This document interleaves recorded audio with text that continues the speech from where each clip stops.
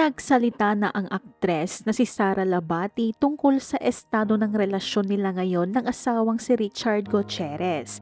Ilang buwan na ring usap-usapan sina Sara at ang kanyang estranged husband na si Richard sa social media dahil sa kanilang rumored breakup. Maraming mga lumabas na bagong issue hinggil sa kanilang breakup. Nagsimula ang chika ng paghihiwalay ni Sara at Richard noong huling bahagi ng 2023 matapos mapansin ng mga netizens na walang presensya si Sara sa birthday celebration ng kanyang biyenan na si Annabel Rama at hindi na rin nakikitang kasama si Sara sa mga Instagram pictures ni Richard.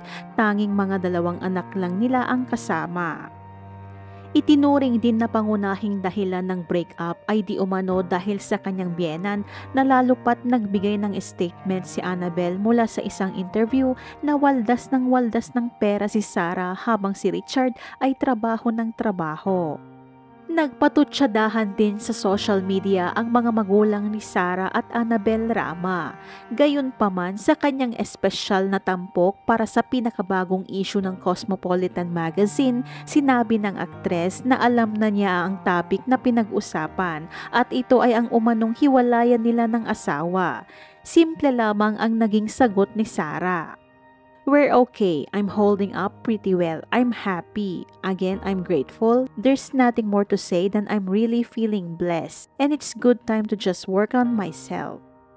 Mula nang magsimula ang mga haka-haka ng hiwalayan ay ginugol na ni Sara ang oras sa kanyang mga anak at ang kanyang mga magulang. Napansin din noon na nagpagupit na siya ng maikling buhok, nagpatattoo, sumama sa dance class kasama si Kylene Alcantara at lumipat pa sa isang bagong bahay.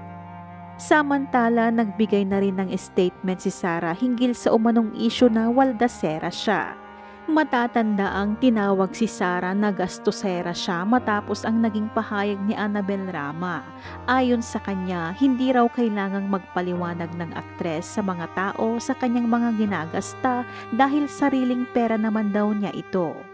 Sa isang panayam sa aktres, sinabi niya na, "I think when you work hard for your own money, you don't owe anyone any explanation. You work so hard to do what? To explain yourself? No, if you have a job and you work so hard, then you don't have to explain yourself to anyone."